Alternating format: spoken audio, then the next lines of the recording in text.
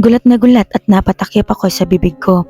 Sa narealize ko, napatingin ako kay Jarvan at kunot noo lang siyang tumingin sa akin. What? He asked boredly. Umiling lang ako at binaba ang kamay ko. Sige, sa labas lang ako. Paalam ko sa kanila.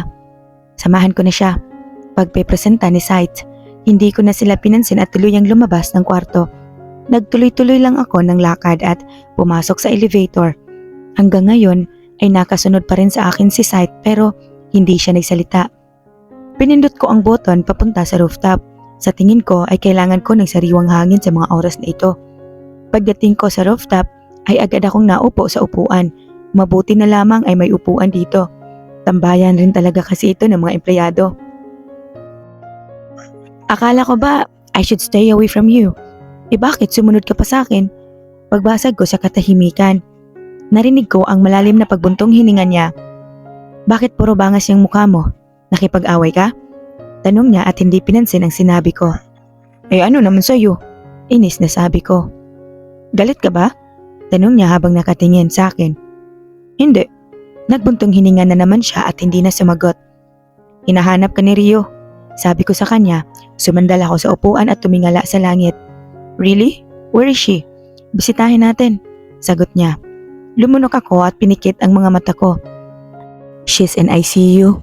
I hate to say this but her condition isn't getting any better. Natahimik naman siya at ramdam kong pagtitig niya sa akin. I'm so frustrated today, Sight. Mahina ngunit sapat para marinig niya ang sinabi ko. Hindi siya nagsalita at tila hinihintay ang susunod na sasabihin ko. Sumasakit ang lalamunan ko at nanunubig ang mga mata ko pero pinipigilan ko ang sarili ko na umiyak muli. If I could only take away the pain she's going through. Kahit hindi ko siya kadugo, ay napamahal na siya sa akin. I just can't bear seeing her suffer. Dumagdag pa ang 3 intrimitida sa buhay ko na walang alam kundi ang magtaray. They slapped me, kicked me, and pulled my hair to their satisfaction. I can't even fight back. Lagi na lang ganito, nakakainis. Kwento ko na tila nagkukwento lamang sa isang matalik na kaibigan. Marahas kong pinunasan ang luha ko at tumingin sa kawalan. Should I kill them for you? Tanong niya na parang wala lang sa kanyang pagpatay. Tumingin ako sa kanya. Nakatingin lamang siya sa kawalan at seryosong-seryoso sa sinabi niya. You can do that for me? Tanong ko pabalik sa kanya. Sinalubong niya ang tingin ko at ngumisi. Sa hindi malamang dahilan, ikinilabutan ako sa pagngisi niya na iyon. Yeah, sagot niya. Because you are a part of a mafia? Halata ang labis na pagkabigla sa mukha niya. How do you know? Gulat na tanong niya. I have sources. Sagot ko at bahagyang tumawa. Don't worry, your secret is safe with me. Alam mo, naisip ko na lalayo talaga ako sa inyo nung nalaman ko yun. I'm weak. I have a lot of fears. I have trauma. I hate deaths and violence. Pero parang may mga magnet ata tayo at pilit na pinaglalapit ng tadhana. Hindi niyo naman ako sasaktan, di ba? Seryosong saad ko. He stared at me and he suddenly smiled. I won't let anyone hurt you. Sabi niya habang nakatingin sa mga mata ko. Ramdam ko ang pamumula ng pisngi ko sa sinabi niya. Agad akong nag-iwas ng tingin dahil medyo kinilig ako doon. Crush mo ba ako? I teased him, trying to ace the awkward atmosphere. He just laughed at me. Natawa rin ako dahil mukhang sobrang saya niya. Medyo assuming ka sabi niya habang tumatawa. Alam ko, crush mo ko, wag mo nang i-deny. Sabi ko. Your face, sagot niya. Tumawa lang kami ng tumawa dahil masyado siyang in denial. Alam ko namang crush niya ako. Joke. Nang makarecover siya sa pagtawa, ay biglaan niya akong inakbayan. In fairness, ang bango sarap kagatin. Siguro, ako yung crush mo, no? Pag-aasar niya habang tinutusok-tusok pa ako sa tagiliran. Oo, crush kita. Seryosong saad ko. Biglang naglaho ang mapang-asar ng ngiti niya at napabitaw sa pagkakaakbay. Damn, so honest. Sabi niya at nag-iwas pa ng tingin. Namumula ang pisngi niya kaya tumawa ako ng pagkalakas-lakas. Tara na nga sa baba. Sabi ko habang tumatawa. Let's go. Sabi niya at nakangiting sumunod sa akin. Feeling ko ay humupa na lahat ng sama ng loob na nararamdaman ko kanina. Gumaan kahit papaano ang pakiramdam ko dahil sa kanya. Pagpasok namin sa kwarto ni Drevon ay wala na ang mga bisita niya. Siya naman ay natutulog na rin. Lev, I should go. May kailangan pa akong gawin eh. Paalam sa akin ni Sight. Yeah, sure. Ako na bahala rito. Sabi ko sa kanya. Binigyan niya ako ng pagkatamis-tamis ng ngiti bago siya tuluyang lumabas. Lumapit ako sa kama ni Drevon para sana i-check ang records niya na nasa side table ng kama. Pero naakit ako na tignan ang malaanghel na mukha niya kapag tulog. Hindi ko maiwasan ang mapangiti habang tinititigan ko ang maamo niyang mukha. Mula sa malambot at mapulan niyang labi, naalala ko tuloy kung anong pakiramdam nung kinis niya ako hanggang sa matangos niyang ilong. Stop staring. Halos mapatalon ako sa gulat nang bigla siyang magdilat at magsalita. Tam, gising ka pala? Nahihiyang sabi ko sabay iwas ng tingin. Hindi na siya sumagot at bumangon na lamang siya. I'm going home. Sabi niya at agad na inalis ang dextrose na nakakabit sa kanya. Nagpanik naman ako dahil doon at agad na hinawakan ang kamay niya. Hindi ka pa magaling. Puno ng pag-aalalang sabi ko. Marahas niyang hinawi ang kamay ko at tumayo. Ano bang paki mo? Tanong niya gamit ang pinakamalamig at pinakawalang buhay na boses niya. Natahimik naman ako sa sinabi niya at yumuko. Ano nga naman ba kasing paki ko? Nakakainis, nakakagalit. Siya nang tinutulungan, siya nang inaalala, ay siya pang may ganang magsungit. Huminga ako ng malalim at tumango. Wala namang point makipagtalo dahil una sa lahat ay empleyado lamang ako. Hindi ko na inabala pang sagutin ang tanong niya. Inayos ko ang mga gamot na nakalagay sa side table at kinuha iyon. Kung uuwi na siya, ay wala na akong gagawin dito. Siguro ay pupunta na lang ako sa therapy at uwi na pagkatapos. Kung ganon, ay mauna na ako, Mr. Rockford. Paalam ko at tuluyang lumabas sa kwarto niya. Sana ay sumama na lang ako sa medical mission team. Hindi sana may saysay naman ang araw ko na ito. Inis ako naglakad patungo sa opisina ni Dr. Reyes. Kumatok ako sa pintuan niya ng 3 beses at naabutan siyang nagsusulat. O Levi, wala kang trabaho ngayon? Bati niya sa akin pagkapasok ko. Wala, Dok. Sagot ko at ngumiti sa kanya. Okay, should we start our session? Tanong niya at iginaya ko sa upuan sa harap niya. Sige, Dok. Sagot ko sa kanya at umupo sa upuan. When is the last time na inatake ka? Tanong niya habang binubuklat ang records ko na nasa lamesa niya. 3 days ago, Doc. Sagot ko. How about nightmares? Kagabi, Doc. Sagot ko. Tumango-tango siya at tumingin sa akin. That means you have no improvement at all. Napayuko ako sa narinig ko. No improvements? Damn. Kailangan mo rin tulungan ng sarili mo na makarecover, Levi. Kung patuloy lamang na ikinukubli mo ang sarili mo sa takot, ay magagawa itong sirain ng sistema mo. Sabi niya na tila nalulungkot para sa akin. I'm trying, Doc. Malungkot na sagot ko. Napabuntong hininga siya at tumango. Let's do this again. Close your eyes and relax. Lumipat siya sa upuan sa harap ko at tinulak ako ng marahan sa sandalan ng upuan. Umupo siya sa upuang kaharap ko at hinawakan ang 2 kamay ko. I'll hold your hand so don't be afraid. Tell me everything that happened during that night. Malumanay na sabi niya. I followed her and closed my eyes. Sa isang iglap ay tila nagdilim ang buong paligid. I found myself in the middle of that dark road. Napahigpit ang hawak ko sa kamay ni Dr. Reyes. I don't have to worry, she's holding my hand. Naglalakad ako sa madilim na bahagi ng kalsada pag-uumpisa ko. Then, I heard footsteps behind me. He's following me. I ran away but he keeps on running after me. Nararamdaman ko ang panginginig ng kamay ko habang sinasariwa ang nangyari nung gabing iyon. Mag-uusap lang tayo, miss. Bumilis ang tibok ng puso ko dahil feeling ko ay naririnig ko ang boses niya. Ang nakakatakot na boses na iyon ay nagbigay ng libo-libong bultahe na nakapagpanginig sa sistema ko. I calmed myself and tried to control my emotion. Tumatakbo ako hanggang sa madapa ako at mahuli niya ako. Kinaladkad niya ako patungo sa madilim na parte ng gubat at help! I helplessly shouted, but he strangled me. Naninikip ang dibdib ko sa sobrang takot. Napatigil ako sa pagsasalita habang tila pinapanood ang nangyari nung gabing iyon sa utak ko. Tila hinahatak niya ako pabalik sa nakaraan. I'm frozen. I can't move and all I could do is to cry. Levi? Someone shouted, but not enough to bring me back to reality. Levi! Open your eyes! She shouted again. Napabangon ako at pawis na pawis ang katawan. I'm sobbing and I'm panting heavily. Feeling ko ay mauubusan ako ng hangin sa katawan kung hindi lang ako inabutan ng nebulizer ni Dr. Reyes. She patted my back and her eyes were full of worry and sadness. It's okay, calm down. Malumanay niyang sabi habang hinahagod ang likod ko. Tumigil ako sa pag-iyak at inilibot ang paningin ko. Pinunasan ko ang luha ko sa mukha. It's okay. Uunti-untiin natin yan. Huwag mo munang pilitin. Sabi niya muli. Tumango na lamang ako at kinuha ang tubig na iniabot niya. Sorry. Mahinang saad ko. No, it's actually a good thing. Nakakapagkwento ka na kahit konti. Sa susunod, ay magagawa mo rin maikwento sa akin ang lahat. Sabi niya habang nakangiti. I nodded and smiled back. Thanks, Doc. Sabi ko. Matapos ang ilang minuto, ay nagpaalam na rin ako at umalis sa office niya. Bumaba ako sa ground floor ng hospital. Bala ko sana ang magpalipas muna ng oras dito bago umuwi.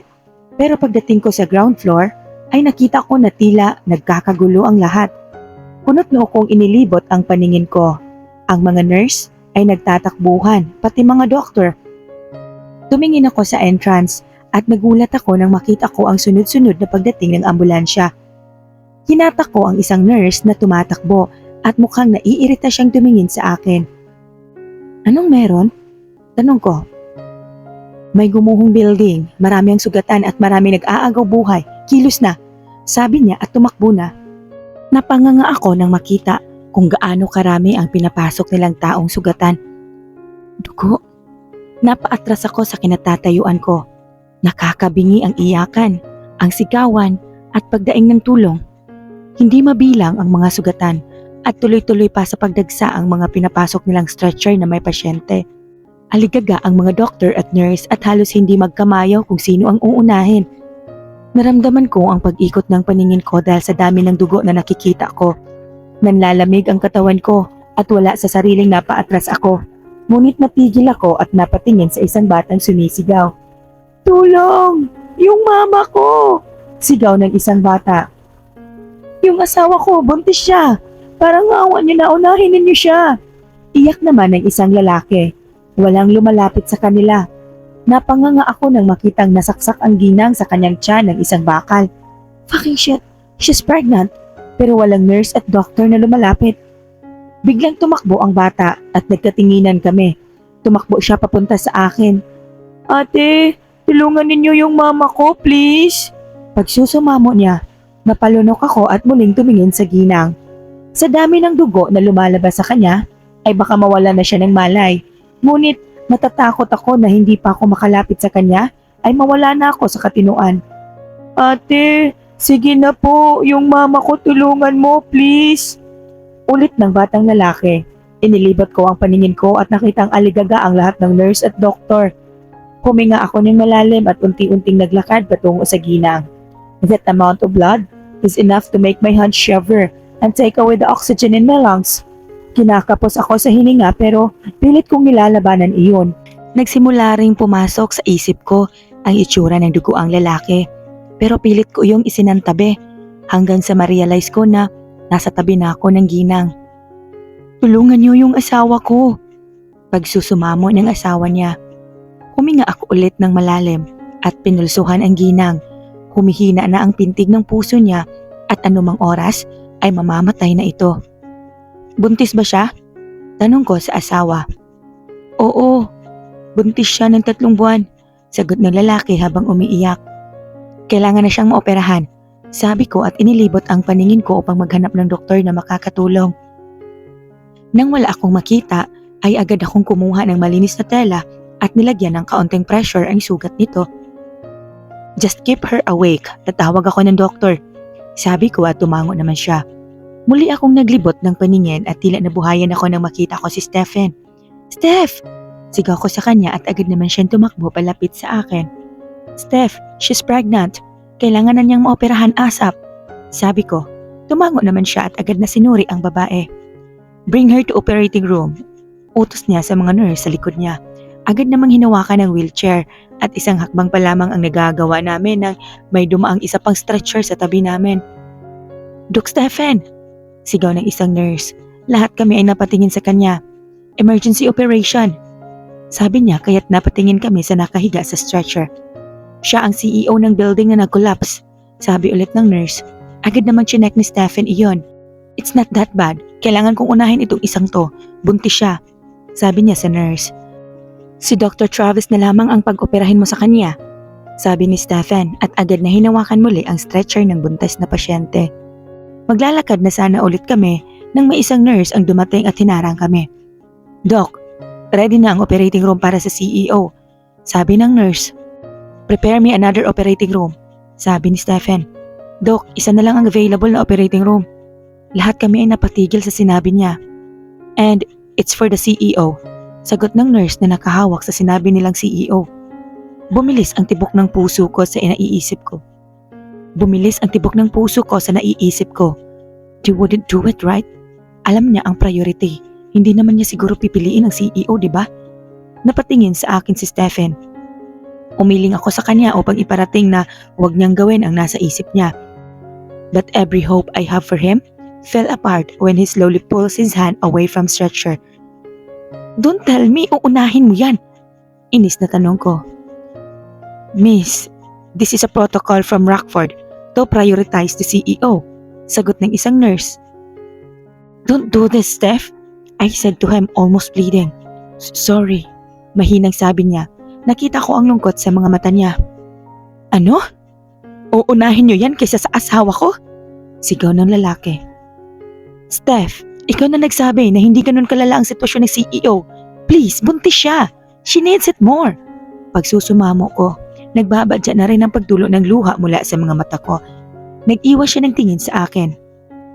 Bring the CEO to the operating room. Napanganga ako sa sinabi niya.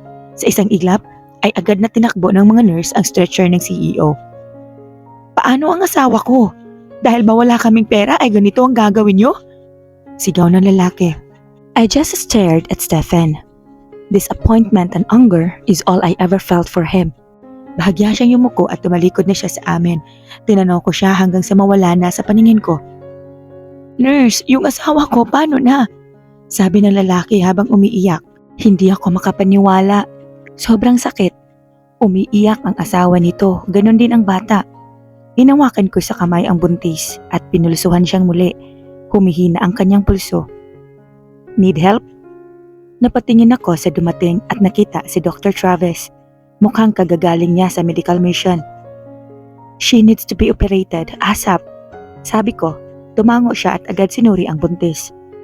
Prepare an operating room. Utos niya sa akin. Doc, wala nang available na operating room. Sabi ko sa kanya.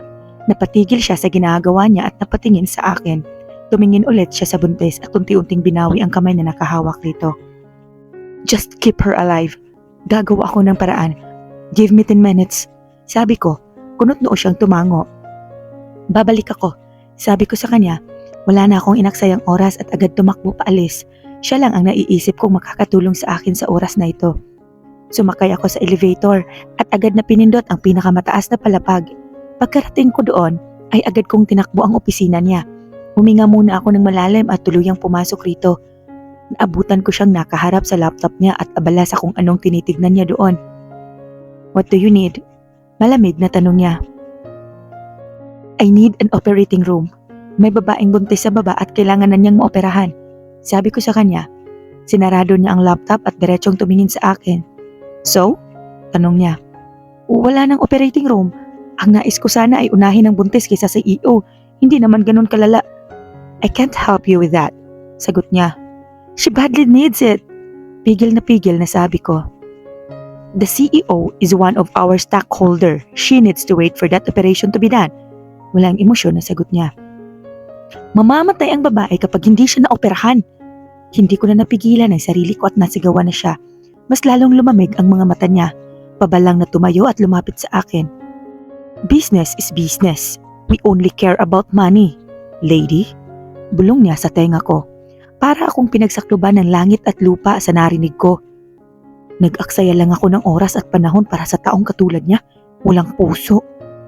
Naramdaman ko ang pagpatak ng luha ko dahil sa labis na inis at galit. Pera, after all, pera lang pala talaga ang labanan. Humakbang ako ng isa palayo sa kanya at tinitigan siya sa mata. You're a monster. You're the worst person I've ever met. Sige, alisin mo ako rito sa ospital mo dahil ayokong magtrabaho sa ospital na katulad nito. Nakakasuk ka. Sana ay hindi na muling magtagpo ang landas natin. Salamat. Matapos kong sabihin iyon, ay tumalikod na ako at lumabas sa kanyang opisina. Nag-uunahan pumatak ang luha sa mga mata ko. Bumalik ako sa baba at nang makita nila ako ay sabay-sabay silang tumayo, maging si Dr. Travis. What happened? Tanong ni Travis. Tumingin ako sa kanila at umiling upang iparating na wala ng pag-asa. Muling umiyak ang lalaki at ang kanyang anak. Mukhang maging sila ay nawala na rin ng pag-asa. Ilipat na lang kaya natin sila ng ospital? Question ko habang ang luha ko ay tuloy-tuloy sa pagpatak. Hindi na aabot. The nearest hospital is 20 minutes away, sagot ni Dr. Travis. Nakayuko lamang siya. Hinawakan ko ang kamay ng buntis at hirap na itong huminga. Let's do the operation. Napatingin ako kay Travis at sinabi niya, walang operating room. Pagpapaalala ko sa kanya, lumapit siya sa akin at nilapit ang bibig sa tenga ko. Let's do it in an empty room. Bulong niya. Gulat na gulat akong napatingin sa kanya. That's not allowed. Bulong ko pabalik. We will do it secretly. Mahinang sabi niya. Napatingin ako sa buntis at kay Travis. Seryoso siya. Dalawa lang tayo? Tanong ko sa kanya. Nope. Kunot-no akong tumingin sa kanya.